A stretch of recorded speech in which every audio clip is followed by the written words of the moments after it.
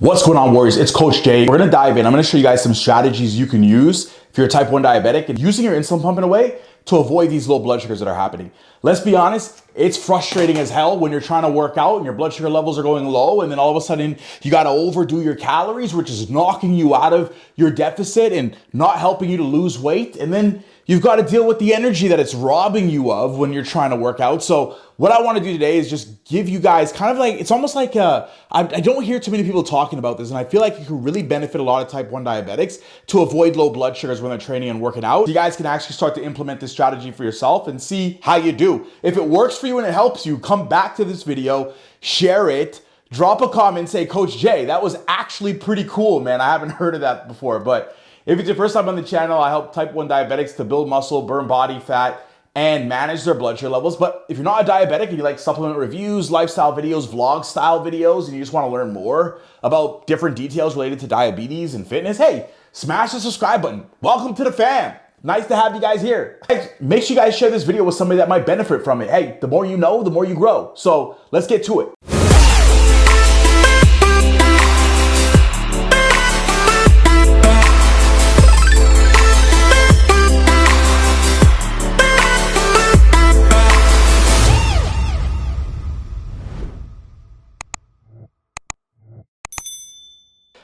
In order for us to actually understand the strategy you're gonna use, I just wanna do a quick background, nutrition, workouts on what is likely gonna spike blood sugar or dip blood sugars. So if we look at our patterns and we understand nutrition, we know that eating carbohydrates can help your body to store more glucose in the form of glycogen, and that can get released when you're working out. Your body can break that down in your muscles and use it for energy, and your liver can also release glucose because hormones like adrenaline, cortisol, growth hormone increase when you're working out, which can also release more stored glucose into your system.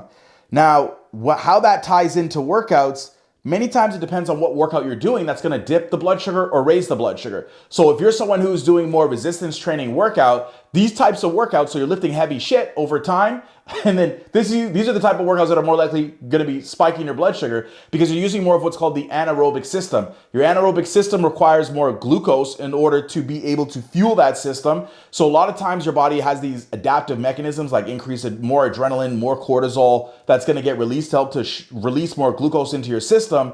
Versus if you're doing something like cardio is more designed, it's gonna lower blood sugar because you don't actually have as much, a higher level of adrenaline release, which isn't gonna spike glucose as much as resistance training. So right out of the gate, someone could prioritize their workouts by doing a little bit of doing your cardio after resistance training rather than before to help to keep things stable. And when you're training at high enough intensity, and you're putting yourself in a position where you're going more to failure, maybe extra supersets and drop sets. So you're increasing how many reps you do during your workouts. You might notice that the blood sugar stays pretty stable or even elevates a little bit when you're doing resistance training.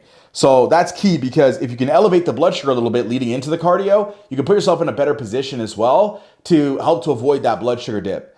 But also when we can combine as well nutrition and workouts, maybe somebody decides they want carbohydrates, they combine the carbohydrates and fats. Something like chocolate milk, for example, is a good example of doing this because the fat will delay the glucose release, but you'll also get a little bit of a hit from glucose out of the gate, which could help to keep your blood sugars a little bit more elevated through a workout that you're doing that's dropping your blood sugar level. You also have to understand your own patterns in terms of what foods typically might spike you. So be mindful and say, hey, I noticed that if I had 150 grams of carbohydrates before my workout earlier on, maybe 3 to 4 hours before, I noticed more of a spike with the resistance training. And that could be because your body is storing more glucose as glycogen, which then gets released because of the adrenaline we talked about to spike the blood sugar more. Versus days where you don't have as many carbohydrates, are you noticing more of a dip during your workout? So understanding that, and again, if you're someone who does resistance training, but you're not moving till failure or you do really high reps, you're gonna tap more into the aerobic side of things, and you might work more of what's called type 1 muscle fibers, which won't spike the blood sugar as much, and you're more likely to nosedive into a blood sugar low. With all of this being said, I want to dive into the secret here, which is going to be key for us if you're on an insulin pump to avoid blood sugar lows. I just wanted to give you guys a little foundation with all that though. Suspend your pump. Tell it to shut the fuck up, get out of the way, I'm done with you, let me do my own thing. This is like taking something out of automatic and putting it in manual in a certain degree. Now, how you're gonna do that with an insulin pump is everyone's a little bit different, so you're gonna have to identify your specific pattern. But for some of our warriors, for example, who are in our system, they might need activity mode, for example, maybe 2 hours before and then suspend right before their workout to help to avoid the low blood sugar. Some warriors might just need to suspend an hour before, 30 minutes before. You wanna play with the timing and the suspension feature and the activity mode in order to find what works for you. Now, that might sound good, but then you might be like, Coach Jay, I'm starting to spike during my workout. And this is where the magic kicks in, because now you're gonna take control. You're gonna use a bolus to keep your blood sugar stable. So now you can get ahead of it with anything between 0.05 units to however many units you need to find the sweet spot of how much insulin can help to keep us level throughout that entire workout. So now you're putting yourself more in the driver's seat of managing your pump during a workout rather than relying on the accumulation of insulin behind the scenes that now is nosediving your body. 2 hours prior, we're gonna put in activity mode. Then once she gets to the 30-minute mark to an hour mark before her workout, she's gonna suspend it. This is because now we're reducing how much of that background insulin is gonna be on board. But now what we typically notice is that she might start to rise. So she's going from maybe a 100 to a 120 to a 130 as she's doing resistance training. So this is where finding a sweet spot with insulin works for her.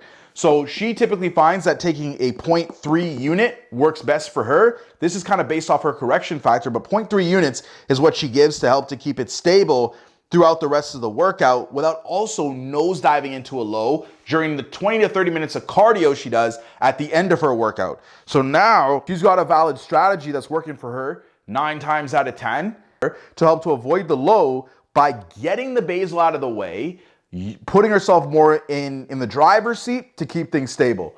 So try it out for yourself, test out different things that work. It's all a matter of your body as well and how you're responding to know how much further ahead should you do activity mode, suspend, test it, and then fine tune what works. 0.3 maybe dipped you into a low, then maybe try 0.2. You only need 0.1 next time.